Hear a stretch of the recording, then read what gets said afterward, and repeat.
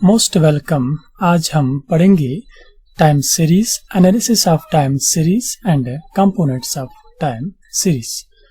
तो अगर आपने अभी ये चैनल सब्सक्राइब नहीं किए तो पहले ज़रूर सब्सक्राइब करिएगा। आपके सब्सक्राइब करने से ही औरों का भी फायदा है।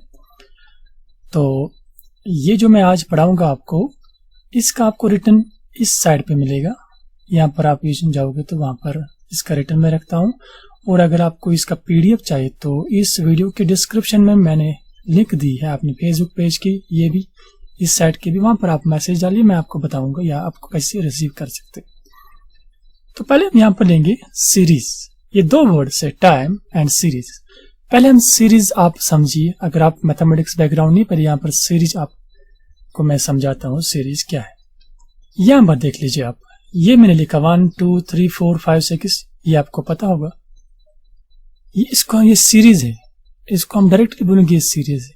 इसके बाद मैंने लिखा 3 8 11 12 19, इसको मैंने यहाँ पर लिखा नो नॉट, ये सीरीज नहीं है। यानी ये जो नंबर्स मैंने लिखे 1 2 3 4, इसको हम सीरीज कहेंगे, लेकिन ये अगेन मैंने यहाँ पर नंबर्स लिखे, ये सीरीज नहीं है। तो ये क्यों सीरीज है? ये जो यहाँ पर मैंने लिखा, इसमें जो आप देख लीजिए, 1 के बाद 2 है, डिफरेंस 1, 2 के बाद 3, डिफरेंस 1। तो ये डिफरेंस सेम आती है। जब इस टाइप का डेटा आपके पास हो जो एक सीक्वेंस में हो, और इस सीक्वेंस और इस डिफरेंस इसकी सेम हो, एक सीक्वेंस में हो, तो हम उस टाइप के नंबर्स, उस टाइप के डेटा को सीरीज कहते हैं। तो ये सीरीज नहीं, ये नंबर सीरीज में नहीं है। क्यों नहीं है? क्योंकि यहाँ पर हम डिफरेंस देख रहे हैं 5 3 1, ये सीक्वेंस में नहीं, इसलिए हम यहाँ पर इसको सीरीज नहीं कहते हैं। तो अब ये जो यहाँ पर वर्ड इसने यूज किया है, टाइम सीरीज, थोड़ा सा आइडिया आपको आया होगा। ये कोई सीरीज है जिसके साथ टाइम भी है। अब यहाँ पर हम पढ़ेंगे। You may have heard people saying that the price of a particular commodity has increased, decreased with time. This commodity can be anything like gold, silver, any eatables, petrol, diesel, etc. Also, you may have heard that the rate of interest has increased in banks. The rate of interest for home loans has decreased. What are all these? How are they useful to us? These types of data are the time series. तो इस type के data को हम time series कहते हैं। आगे देख लीजिए, अभी आपको समझ आएगा। A time series is a collection of observations of a well-defined data items obtained through repeated measurements over time. For example, measuring the value of retail sales each month of the year would comprise a time series. Data collected irregularly or only once are not time series. तो अब time series किसको हम कहेंगे? Collection of observations. जब हम observations collect करते हैं with respect to time, तो एक सीरीज जो बनती है, उस सीरीज को हम कहते हैं टाइम सीरीज। मैं यहां पर समझाऊंगा आपको।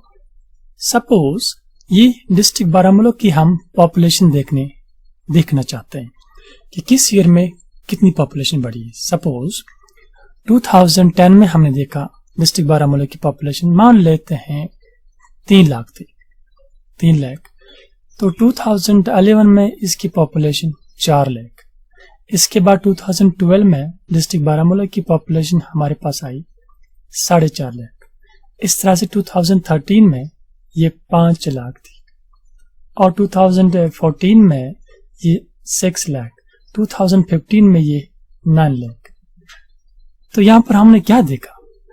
इसमें एक जो है टाइम, ये 2 वेरिएबल्स है। तो टाइम सीरीज हम ये जो ऑब्जर्वेशन कलेक्ट करते हैं विद रिस्पेक्ट टू टाइम। तो जब कोई सीरीज हो जिसमें 2 वेरिएबल्स है, वन मस्ट बी टाइम। जब एक टाइम है, दूसरा अदर क्वांटिटेटिव वेरिएबल है, तो उस सीरीज को हम कहते हैं टाइम सीरीज। ये टाइम सीरीज है। तो यहां पर एक साइड में टाइम, एक साइड में हम वेरिएबल चेक कर रहे हैं, दैट इज पॉपुलेशन। तो अब ये सीरीज क्यों है, ये यहां पर आप आइडिया ले सकते हो, क्योंकि एक साल डिफरेंस। तो यहां पर ये एक सीरीज में हम ऑब्जर्वेशन कलेक्ट करते हैं। तो जब इस तरह से हम कोई डेटा, कोई ऑब्जर्वेशन कलेक्ट करते हैं, तो और डेटा का फ्रेम देते हैं, तो इसको हम कहते हैं टाइम सीरीज। तो ये है series of population of district Baramulla from 2010 to 2015। यही इसने यहाँ पर लिखा है, time series collection of observation of well defined data items obtained through repeated measurements of time. For example measuring the value of retail sales each month of the year would comprise time. तो ये मैंने भी बताया।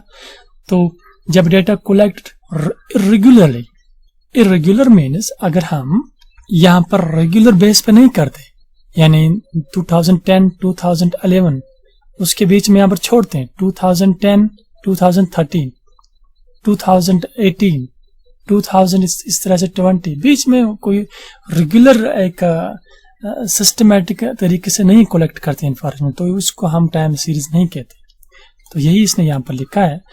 उसी data को हम time series कहेंगे जब एक रेगुलर पैटर्न पे डाटा कलेक्ट किया हो विद रेस्पेक्ट टू टाइम। एक दो वेरिएबल्स जिसमें एक वेरिएबल टाइम जरूरी होगा।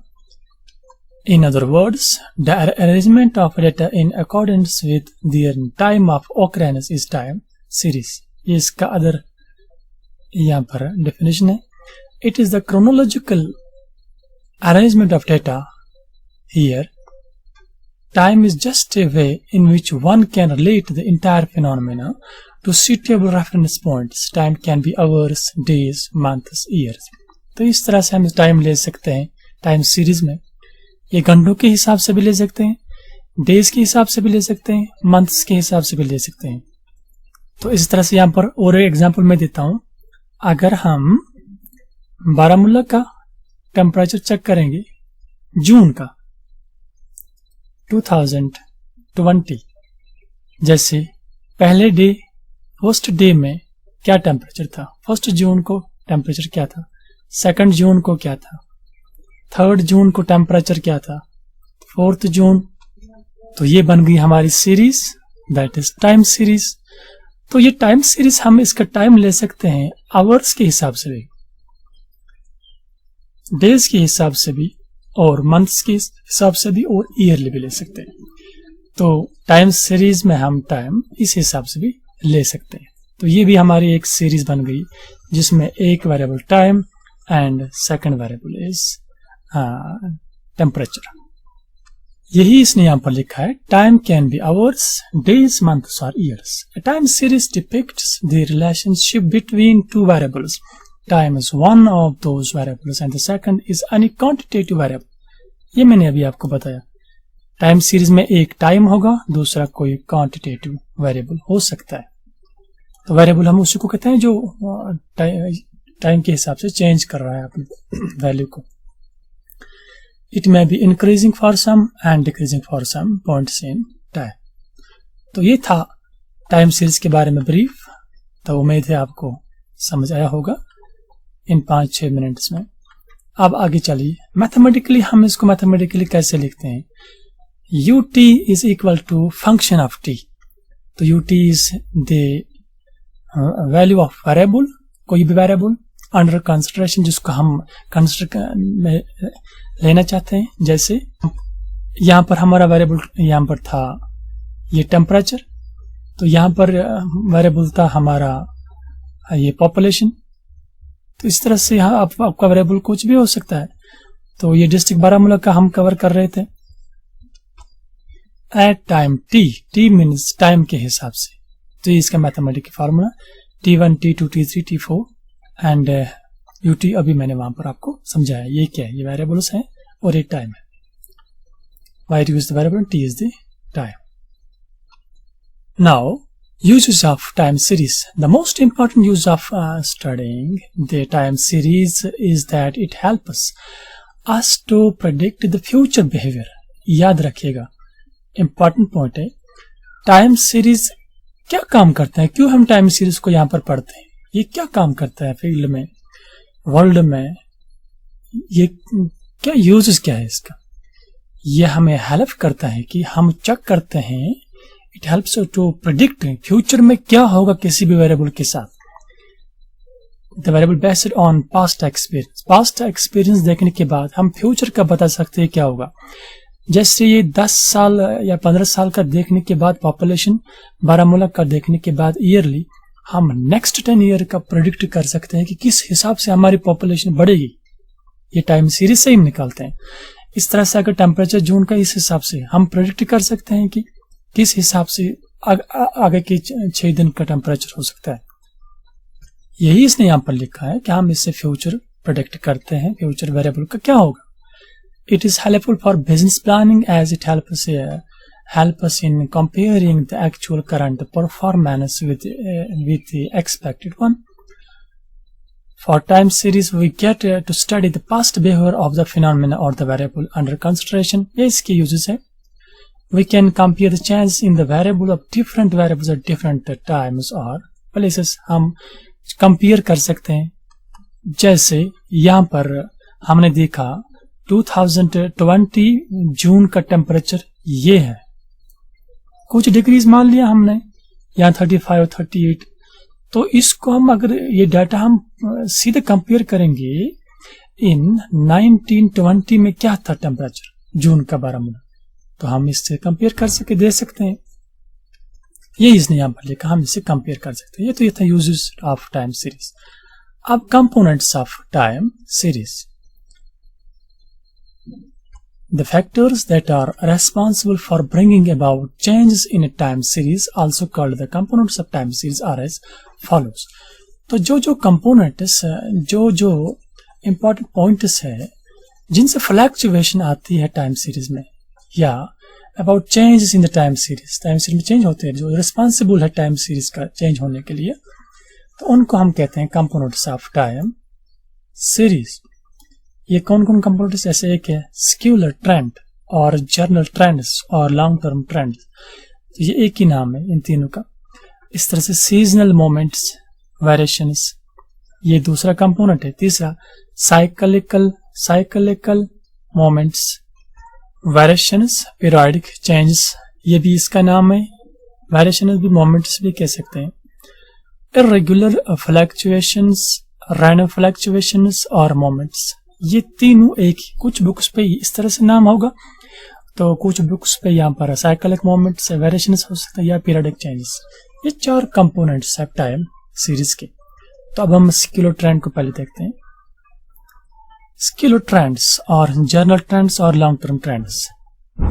स्केलर ट्रेंड और simply trend is the main component of time series. ये टाइम सीरीज का मेन कंपोनेंट है, which results from long-term effects of socio-economic and political factors. This trend may show the growth or decline in a time series over a long period of time. इससे हम देख सकते हैं, ये show करता है, हमें दिखाता है कि डिक्लाइन और growth in a time series. This is the type of tendency which continues to persist for a very long period. Price and export and import data, for example, reflect obviously increasing tendencies over time. The trend shows the general tendency of the data to increase or decrease during a long period of time. A trend is a smooth general long-term average tendency. It is not always necessary that the increase or decrease is in the same direction throughout the given period of time. It is observable that the tendencies may increase, decrease or are suitable in different sections of time, but the overall trend must be upward, downward, stable. The population, agriculture production, items manufactured, number of births and deaths, number of industry or any factory, number of schools or college, or some of examples of showing some kind of tendencies of the moment. तो पहला जो इसका ये scalar trend है। Scalar trend से ही हम देखते हैं कि हमारे जो ये वेरिएबल है, कोई भी वेरिएबल आप ले लीजिए, उसका ट्रेंड कहाँ पर जा रहा है, वेदर अपवर्ड, डाउनवर्ड, स्टेबल। अभी मैंने आपको बताया, जहाँ से हम कर पॉपुलेशन का ट्रेंड हम चेक करेंगे, टेम्परेचर का ट्रेंड चेक करेंगे, ये इसी से हम स्केलर ट्रेंड, इसी को ये स्केलर ट्रेंड का नाम दिया है यहाँ पर। अब स्केलर ट्रेंड में linear and non linear trend. If we plot the time series values on a graph in accordance with time t, the pattern of the data clustering shows the type of trend. If the set of data cluster more or less around a straight line, then the trend is linear, otherwise it is non-linear. Trend को हम linear कहते हैं जब इसका ये जो हम जब प्लॉट करेंगे इसका वैल्यूज का graph in accordance with time, तो जब हमारे पास ये ग्राफ दिखाएगा shows a type of a trend. If the pattern of data clustering shows a type of a trend, if the set of data cluster more or less around a straight line, तो जब हम graph draw करेंगे अगर इस trend line के नजदीक नजदीक right left में हमारा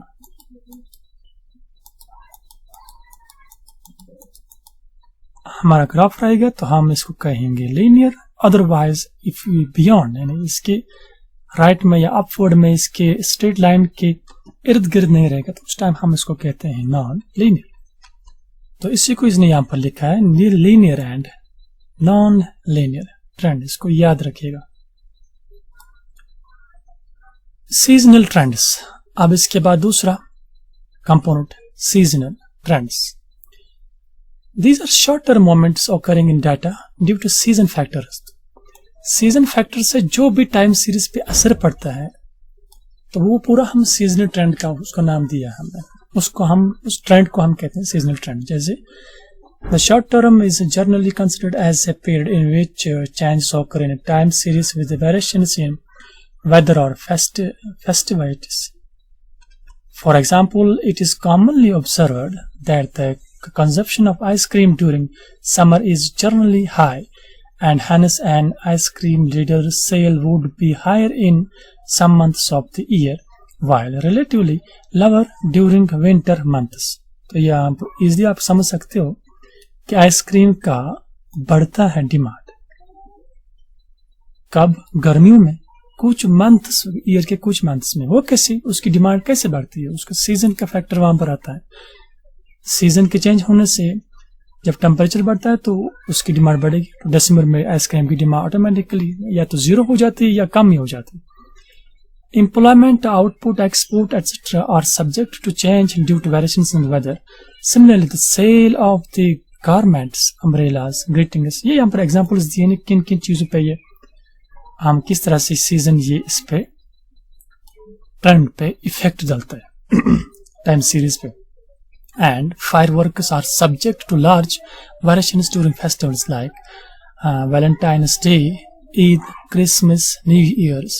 This type of variations in a time series are isolated only when the series is provided by annually, quarterly or monthly.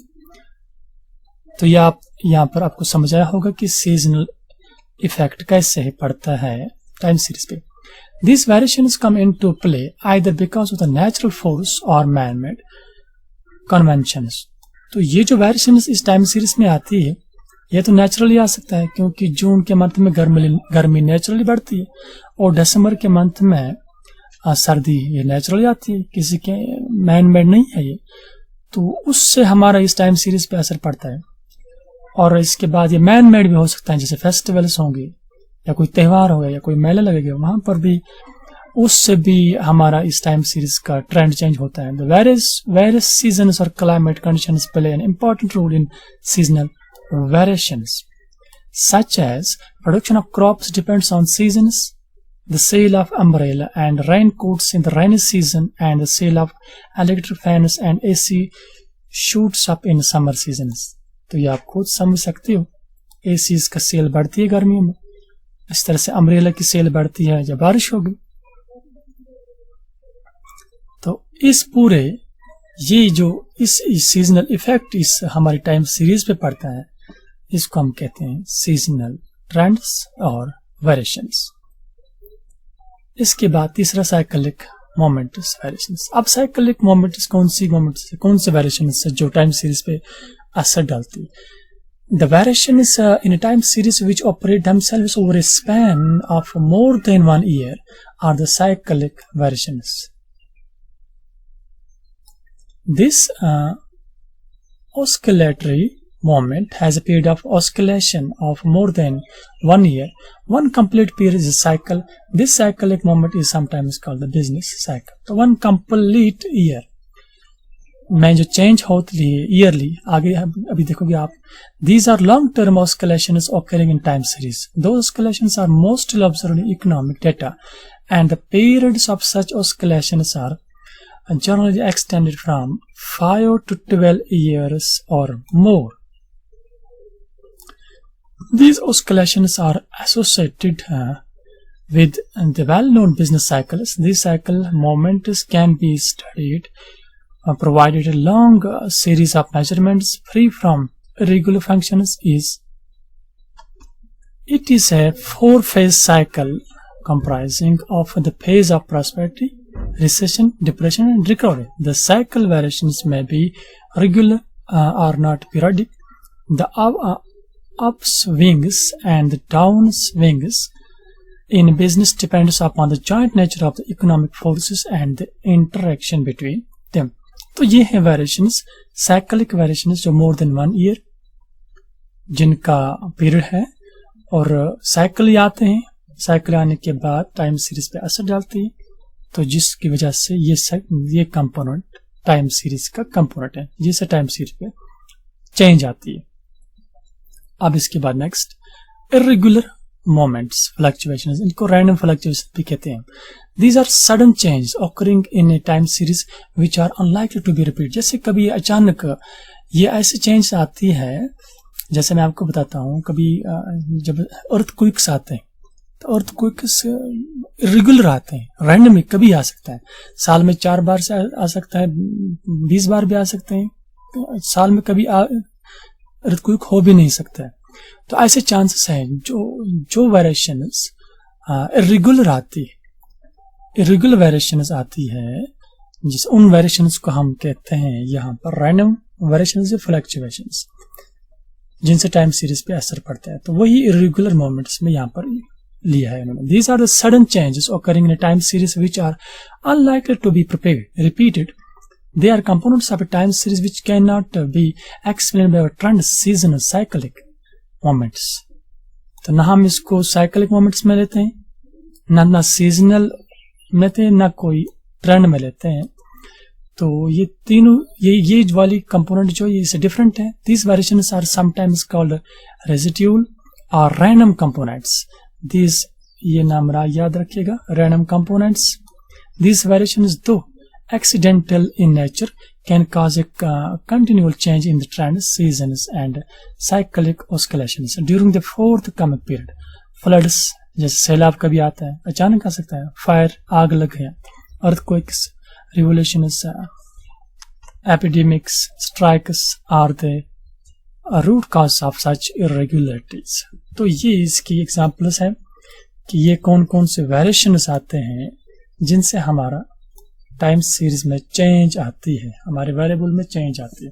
जैसे यहाँ पर एक एग्जांपल लेते हैं, अर्थक्वेक आया, तो अर्थक्वेक आने से कोई शहर डैमेज हुआ, जब वो डैमेज हुआ तो ऑटोमेटिकली वहां की पूरे जो वेरिएबल जो ट्रेंड हम चेक करते हैं वो पूरे चेंज हो जाएंगे। जैसे को हम अगर चेक करते होंगे वहां पर उसका प्राइस का ट्रेंड, जिसका प्राइस इंडेक्स बोलते हैं, वो पूरा चेंज हो जाएगा अर्थक्वेक की वजह से, क्योंकि अर्थक्वेक की वजह से ही वहां पर डिमांड में भी चेंज होगी और वहां पर सप्लाई में भी चेंज होगी, कंजप्शन में भी चेंज होगी।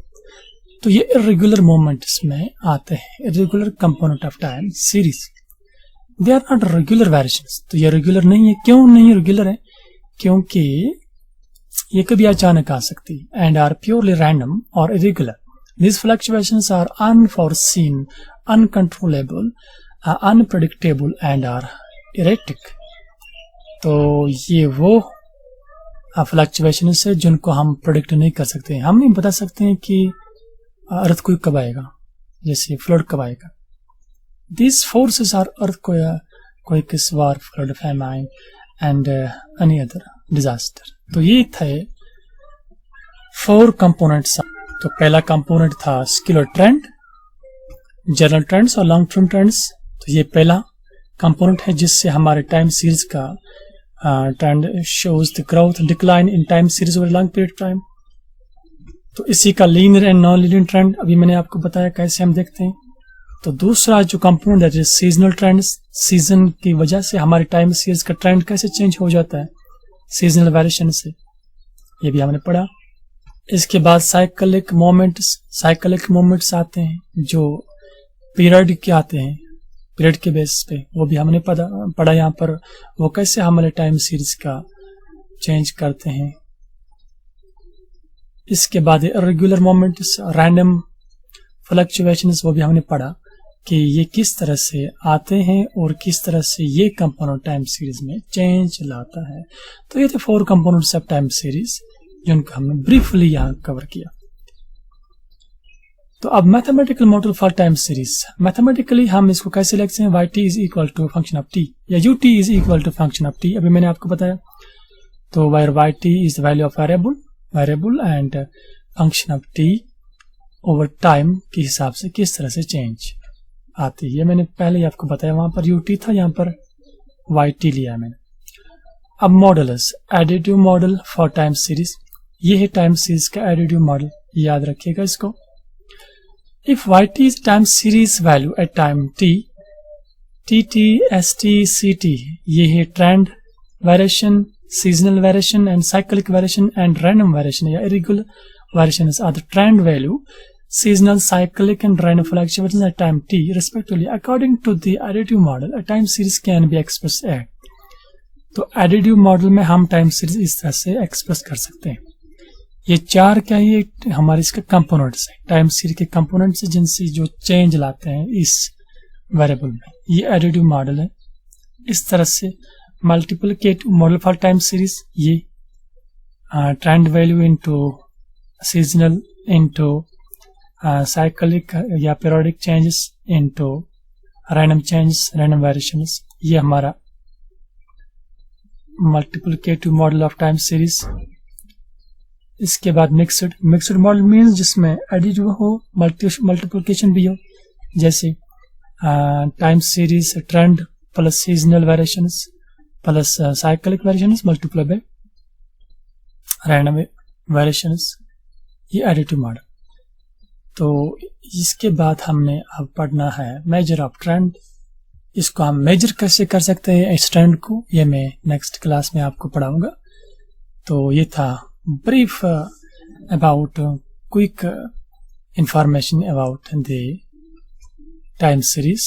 उम्मीद है आपको समझ आया होगा। अगर कहीं पर कंफ्यूजन होगी तो कमेंट में ज़रूर लिखिएगा, मैं कोशिश करूंगा समझाने की। तो अगर आपको इसका PDF चाहिए तो डिस्क्रिप्शन में मैंने लिख दी है अपनी वेबसाइट की भी और अपने फेसबुक पेज की, वहां पर मैसेज डालिए क्योंकि वहां पर हम रिप्लाई कर सकते हैं। और इसका रिटर्न मैं इस साइड पे रखूंगा, वहां पर भी आप जाके पढ़ सकते हो।